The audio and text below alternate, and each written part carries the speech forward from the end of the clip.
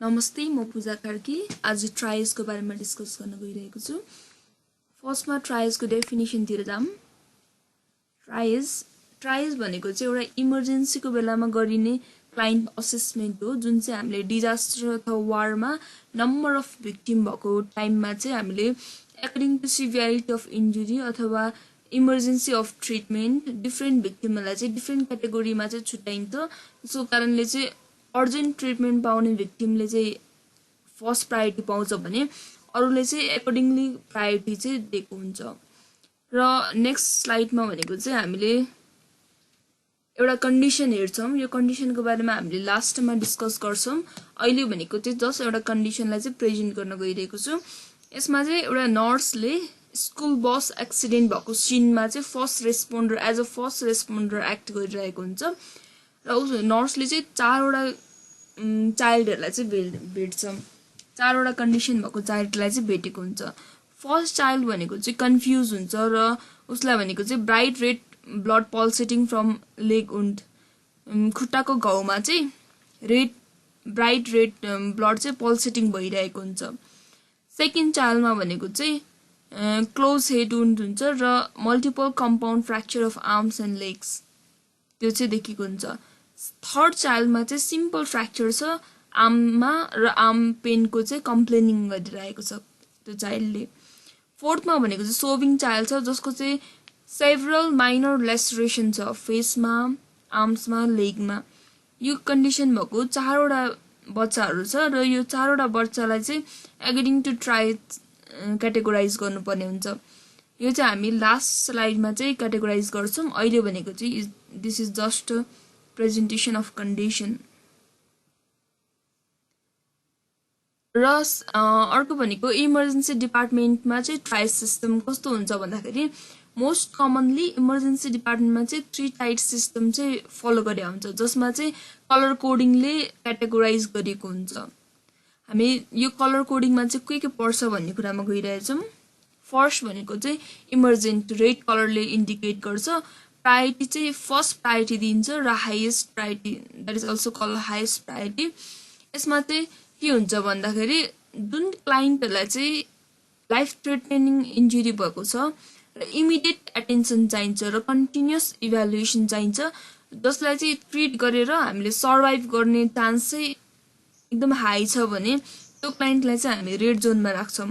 Red जोनमा राख्ने क्लाइन्टलाई भनेको इमिडिएट ट्रिटमेन्ट चाहिन्छ। र यसमा चाहिँ कस्तो क्लाइन्टहरु पर्न सक्छ भन्दाखेरि ट्रमा भएको भिक्टिमहरु, जसमा चाहिँ ट्रमाको कारणले एक्टिभ ब्लिडिङहरु भएर सकमा जान सक्छ पेशेन्ट र डेथ हुन सक्छ।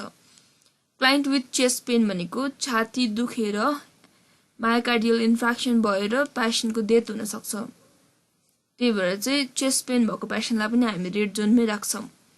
अर्को भनेको सिभियर रेस्पिरेटरी डिस्ट्रेस भएको पेशेन्टलाई, जसको कारणले चाहिँ रेस्पिरेटरी फेलियर भएर क्लाइन्टको डेथ हुन सक्छ। अर्को भनेको कार्डियक अरेस्ट, जसलाई चाहिँ इमिडिएट सीपीआर चाहिन सक्छ। क्लाइन्ट विथ लिम्ब एम्पुटेसन भनेको चाहिँ यो चाहिँ ट्रमाटिक एम्पुटेसनहरु हुन सक्छ, जसमा चाहिँ ब्लिडिङ भएर क्लाइन्ट सकमा जान सक्छ र डेथ हुन सक्छ।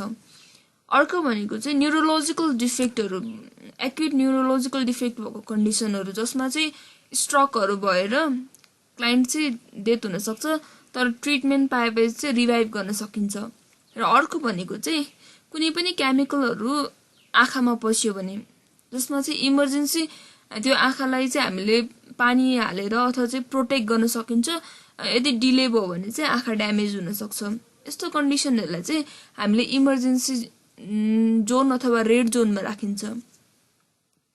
नेक्स्ट भनेको हाम्रो येल्लो अथवा चाहिँ अर्जेन्ट मानिन्छ। यसलाई चाहिँ प्रायोरिटी 2 मा पर्छ।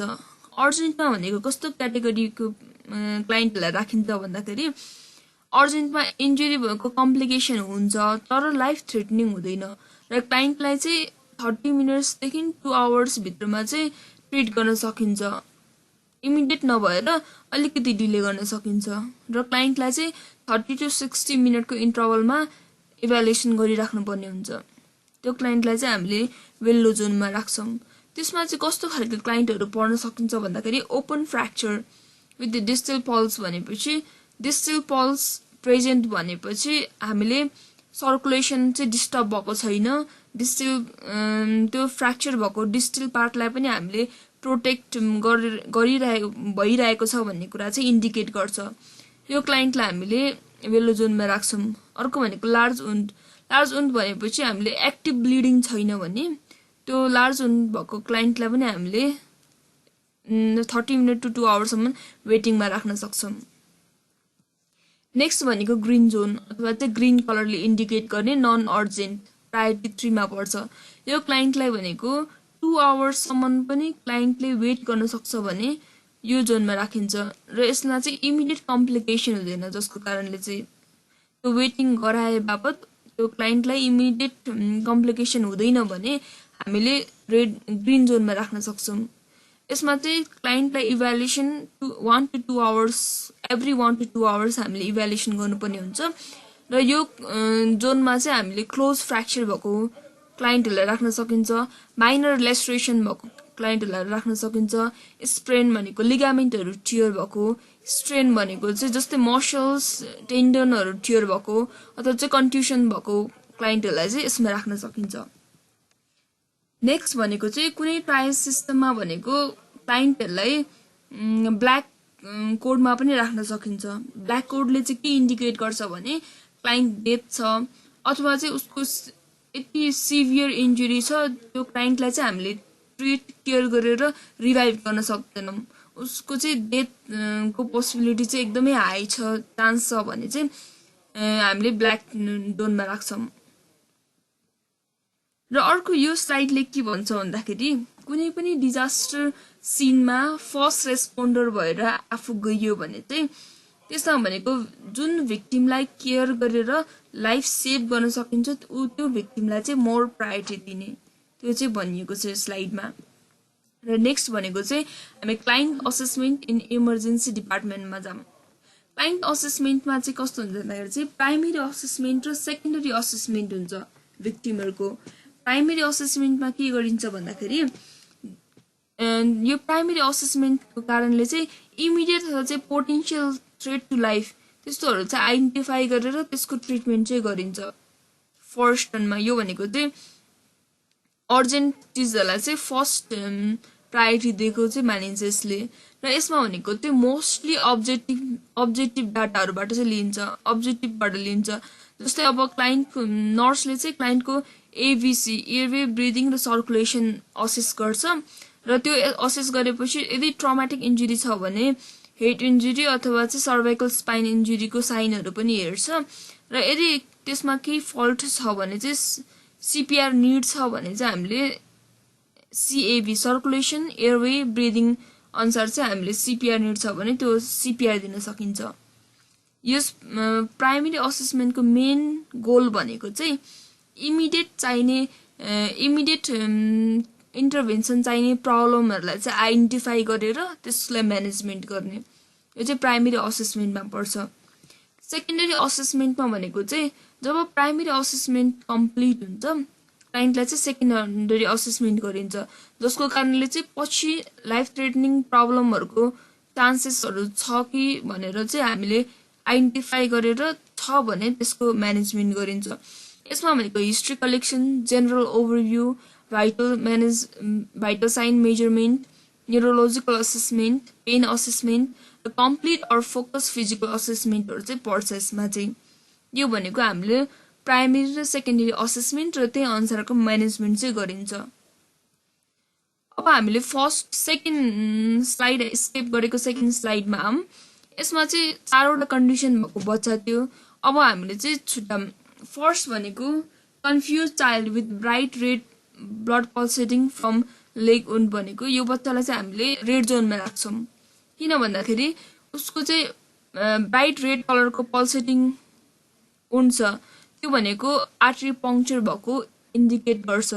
र कन्फ्युज छ चाइल्ड भनेपछि ब्लड लसको कारणले क्लाइन्ट चाहिँ हाइपोक्सियामा गएर सकमा जान थालिरहेछ, त्यही भएर हामीले चाहिँ यो बच्चालाई रेड जोनमा राख्छौँ।